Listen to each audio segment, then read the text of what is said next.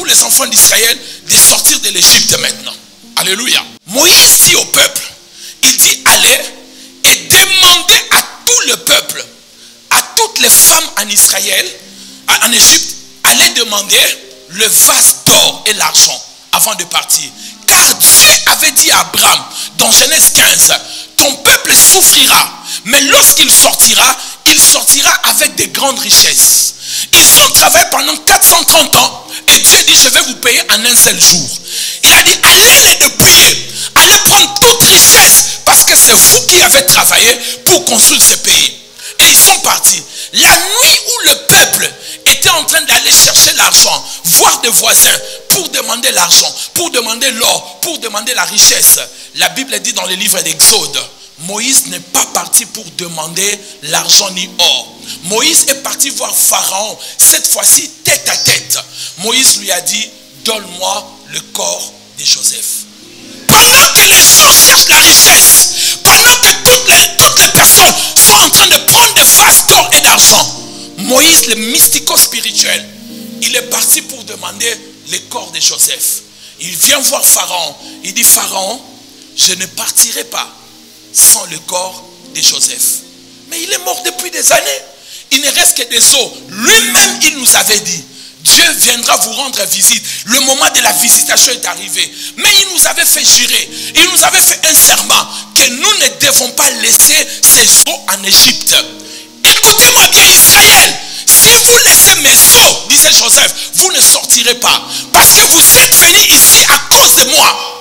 Et si vous me laissez ici, Pharaon va vous rattraper, même avant la mer rouge, et vous allez revenir.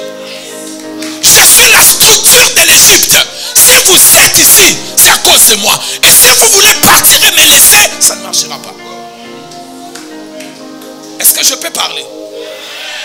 Écoutez-moi très bien. Frères et sœurs, je ne suis pas pour Mobutu, je ne suis pas de sa famille, je ne suis pas de sa lignée. Mais faites attention.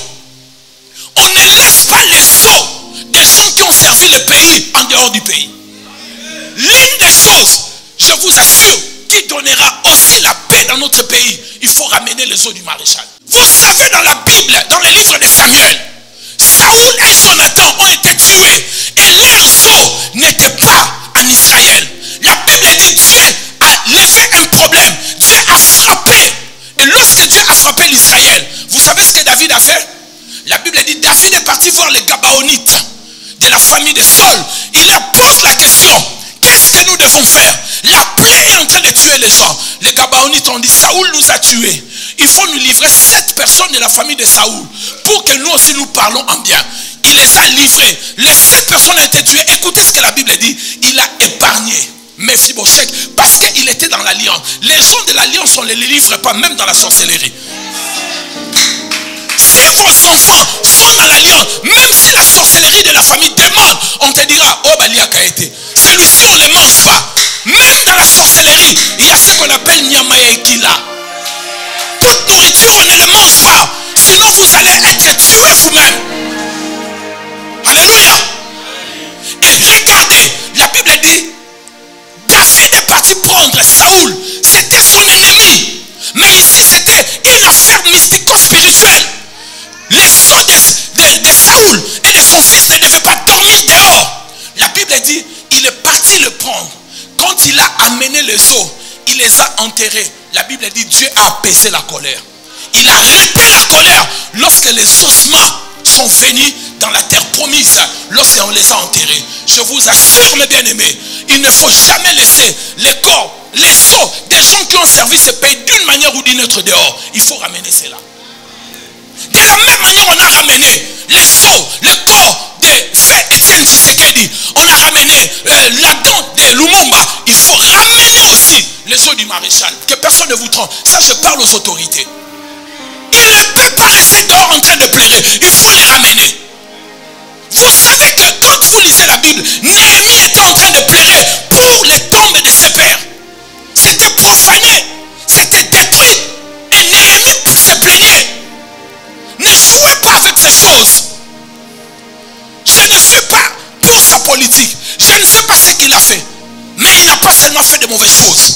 Il a fait aussi de bonnes choses. C'est le fils de ce pays. Il ne peut pas dormir mourir comme un étranger dans un coin. Est-ce que quelqu'un est en train de m'écouter ici? Quelqu'un me dit amen bien. Joseph dit, ne me laissez pas ici.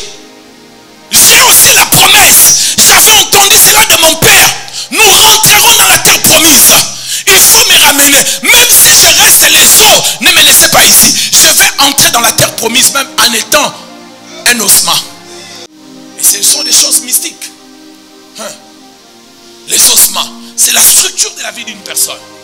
Vous ne savez pas ce qui s'est passé avec les ossements d'Élisée. Il y avait encore des énergies spirituelles pour donner la résurrection dans le corps d'un saint. Même dans ces eaux, il reste encore la structure de la puissance dans ces eaux. Croyez-moi. Pourquoi Satan voulait prendre le corps de Moïse alors qu'il était mort? Pourquoi dans les ossements, dans Ézéchiel 37, la vie a repris dans ces ossements-là? Tout est dans les os. À partir de l'os, on a créé la femme. Il y a de grands mystères dans l'os. Et Joseph a dit, ne me laissez pas ici. Parce que moi, je vous ai ramené. Et vous ne sortez pas sans me laisser. Deuxième des choses, moi je suis déjà sorti avec une masse de personnes. Quand j'étais parti enterrer papa, je suis sorti avec plusieurs personnes.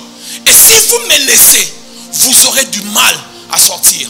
Et ici, je ne suis pas en train de parler de l'esprit de mort. J'aimerais quand même rappeler aux gens, de temps en temps, ça ce n'est pas appeler l'esprit de mort, de jeter un coup d'œil dans le sépulcre de vos parents, de l'arranger de temps en temps. Amen. Qu'on ne vous trompe pas, ça ce n'est pas l'esprit de mort. Il faut l'entretenir. Parce que tu auras de petits enfants qui vont venir dans 50 ans. Ils doivent savoir là où leurs grands-parents ont été enterrés. Si on vous dit qu'il ne faut pas aller au cimetière, c'est faux. La Bible dit de ne pas invoquer les morts, de ne pas aller au cimetière, arranger là où ma mère ou mon père a été enterré. La Bible n'a jamais parlé de cela.